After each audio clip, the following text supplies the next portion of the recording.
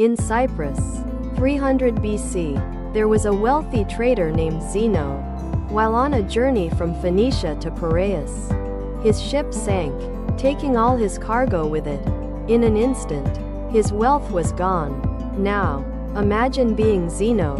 How would you react to losing everything you worked for? Would you be angry, sad, or feel life has cheated you? For most of us, those are normal reactions. But not for Zeno, the father of Stoicism. Zeno's story shows how one small change, something entirely out of our control, can alter our lives in profound ways. Stoicism, at its core, teaches us acceptance and indifference to things outside our control. After studying the works of Socrates and other philosophers, Zeno created Stoicism. He believed that while we can't control what happens to us, we can control how we respond. Instead of lamenting his lost fortune, Zeno focused on maintaining composure and staying calm. No matter the situation, Stoics are often misunderstood as emotionless or unbreakable people. But the philosophy goes deeper than that. It's not just about suppressing emotions. It's about understanding and reframing them. Stoicism teaches us to process negative experiences and transform them into wisdom and perspective. Perspective is everything. Everyone's life is shaped by their unique experiences. And Stoicism encourages us to step back and shift our perspective. Regardless of our situation, the Stoics didn't keep their philosophy hidden behind closed doors. They taught it in public spaces, believing it could benefit everyone. From slaves to emperors, figures like Epictetus, a former slave, Seneca, a statesman, and Marcus Aurelius, a Roman emperor, all practiced Stoicism. They even coined the term cosmopolitan, meaning citizen of the world, believing in unity and equality. They believed philosophy should be for all people, regardless of their status or gender. Musonius Rufus, Epictetus' teacher, argued that women should also be able to pursue philosophy, stating that virtue and wisdom were not exclusive to men. But why do so many people adopt Stoicism today? In a world full of unpredictable events, emotions often cloud our judgment. Stoicism teaches that life will always throw curveballs. But by expecting bad things to happen, we can avoid unnecessary disappointment. One Stoic exercise, voluntary discomfort, helps us build resilience. Whether it's sleeping on the floor, taking cold showers, or fasting, it trains us to embrace discomfort, teaching us gratitude and mental fortitude.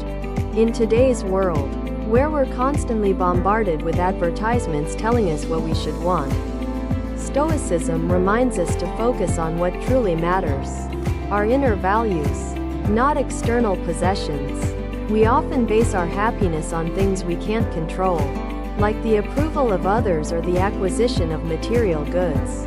But Stoicism teaches us to find value in ourselves. Regardless of external circumstances, true happiness comes from within. This idea is embodied in the Stoic principle of the dichotomy of control. We can't control what happens to us, but we can control how we respond. As Epictetus said, the chief task in life is to separate what we can control from what we cannot. Consider the YouTube creator. They can put in hours of work, coming up with an idea, researching, scripting, editing, and uploading.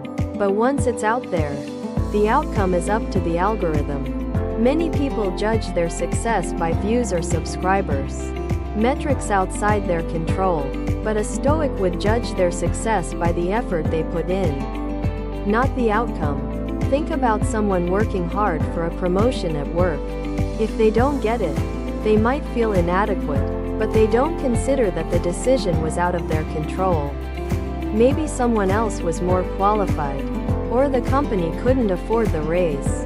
Instead of letting this upset them, the Stoic would focus on the quality of their own work and keep pushing forward.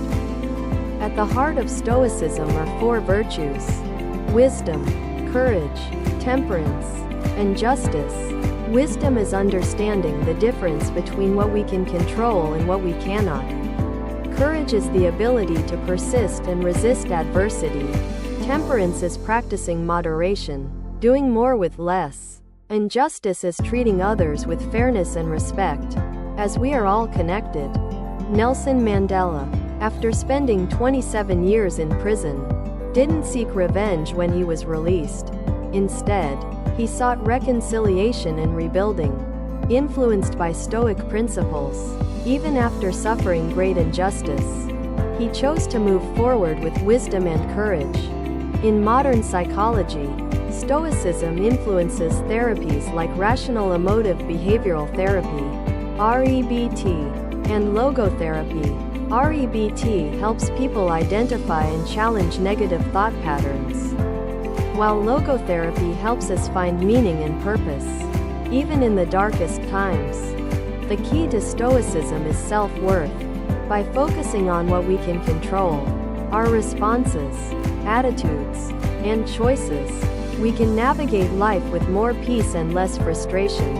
Stoicism helps us weather the storms of life, guiding us toward a peaceful existence. And if our ship